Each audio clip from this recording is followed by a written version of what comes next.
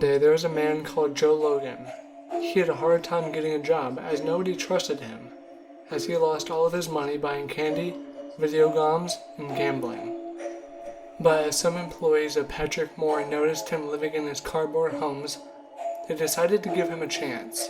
They escorted him inside the nearest Patrickmorin shop. There were screws, tools, wooden planks, pizzas, pools, books and raccoons, and more home objects. He was selected to be a night watchman as the shop had no cameras for privacy concerns, and so he rested his weary head, cleaned himself, and arrived at Walmart at 2 a.m. Nobody was around and the lights did not function. He had to turn on his flashlight and check the entire shop without falling asleep or breaking anything. As he explored the tools aisle, a high-pitched noise was breaking his ears. It was the key sharpener. Joe breathed heavily and practiced his karate chops. He then jumped into action, only to notice that there was no sign of entry or any human life other than him. Some keys fell on the floor mysteriously, and mist came out of the ground, and it was frozen. The temperature was decreasing by getting warmer. His hairs began to rise up as the lights began to flicker and change colors like a disco dance floor. A huge figure of 20 feet was awaiting him at the end of the aisle. He was quacking in his boots, and he slowly moved forward. The being also seemed to get closer to him by oozing from the Christmas aisle. The fridges opened on their own.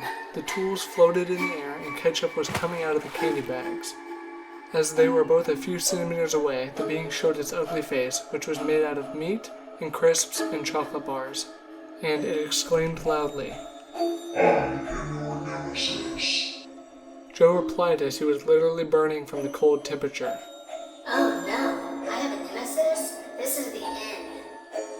Joe tried to calm him down, but the creature ate his arms, and he screamed in rage as he began to eat the creature in return. In the end, they were both almost fully eaten on the ground, and Jack no longer had a head as it was devoured by the creature. Joe's soul screamed.